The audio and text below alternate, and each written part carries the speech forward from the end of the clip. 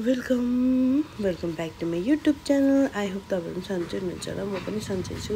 र मैले यो फोटोहरू किन यसरी राखेँ भन्दाखेरि चाहिँ अब कोही बेला अब हाम्रो फोनहरू के भइहाल्छ होइन, मेमोरिजहरू हुँदैन होइन, फोटोहरू खिचेर के गर्नु, अब फोनमा राखेर कोही बेला के भएर डिलिटहरू भइदिन्छ होइन।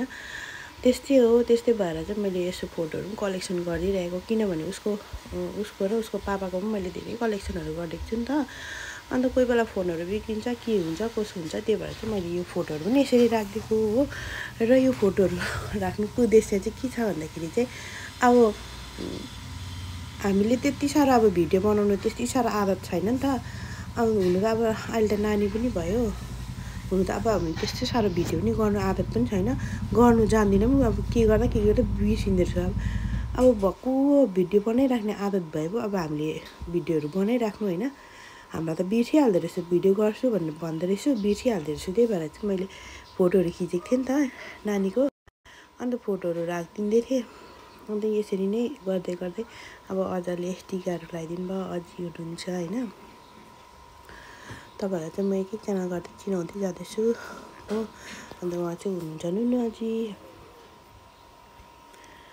अन्त त्यसरी नै हामीले यसरी नै गर्दै गयौँ। अन्त भिडियो त बनाएको छु, तर कति अब कोही बेला मात्रै भिडियो बनाउनु आदत, भिडियो बनाउनु पर्ने रहेछ है भन्दाखेरि चाहिँ भिडियो बनाइन्छ होइन। अब हामीले त्यति साह्रो भिडियो बनाउनु आदत छैन। उहाँ चाहिँ हुनुहुन्छ आमाको दिदी।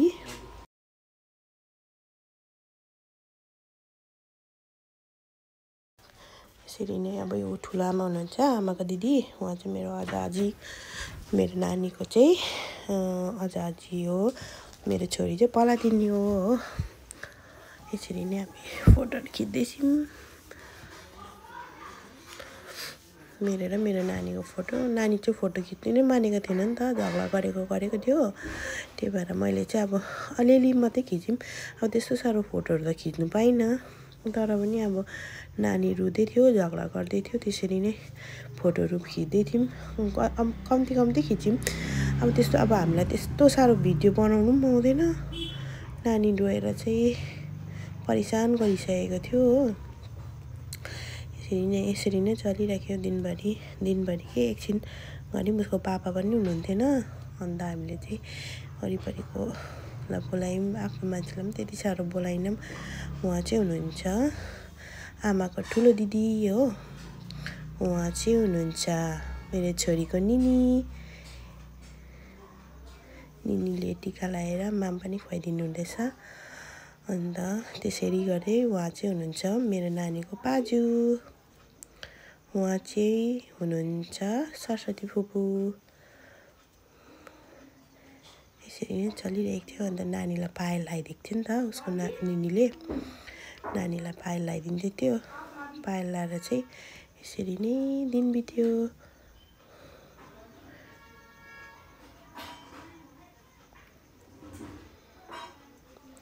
उहाँ चाहिँ हुनुहुन्छ काकी हुनुहुन्छ।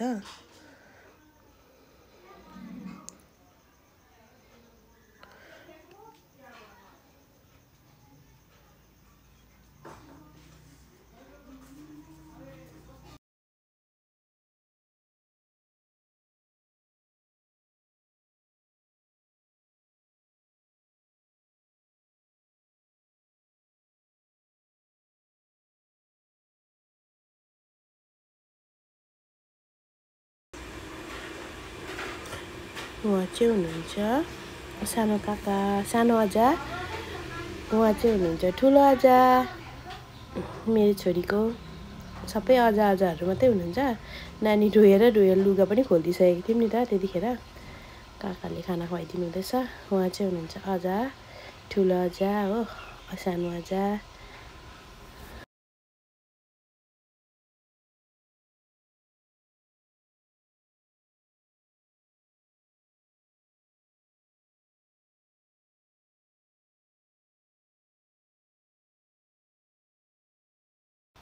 र यहाँ चाहिँ छ उसको प्यारी अजी।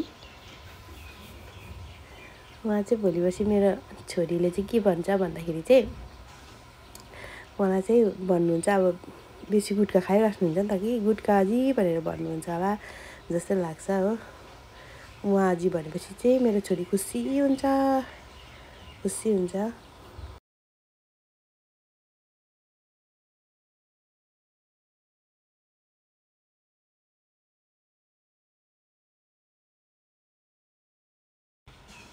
र यहाँ चाहिँ उसको अजी छ, घरको अजी र गुट्का अजी।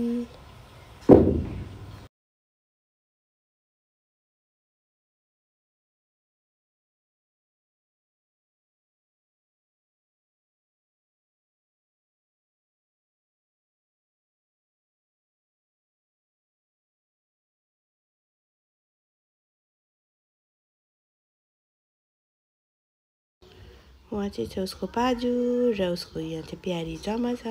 र मेरो बहिनी र ज्वाइँसँग चाहिँ म्याचिङ मिलेछ हो। यतिखेर चाहिँ बहिनी नानी रुएर चाहिँ लुगा फेरिदिएको थियो नि त, अन्त त्यतिखेर चाहिँ म्याचिङ मिलेछ मेरो छोरी र ज्वाइँसँग चाहिँ, मेरो बहिनीसँग चाहिँ हो। उहाँ चाहिँ हुनुहुन्छ उसको सानो काकी हो। उहाँ चाहिँ हुनुहुन्छ मेरो छोरीको धमा। अब आउनु हुँदैछ मेरो माइतको पापा हो। मेरो छोरीसँग चाहिँ उसको तता र पिजु तता बसिरहेको थियो। र मेरो ठुलो दिदी हुनुहुन्छ, उहाँ चाहिँ मेरो ठुलो दिदी।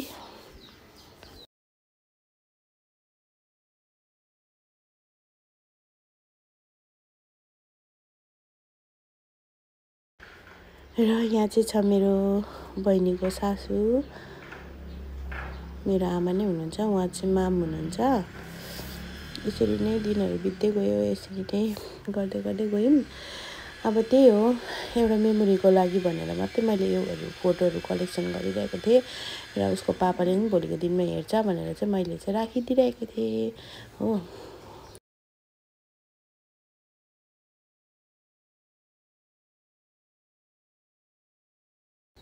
र यसरी नै thank you for watching my video. लास्टसम्म हेरेर लाइक सेयर कमेन्ट्स पनि गरिदिनुहोस् होला।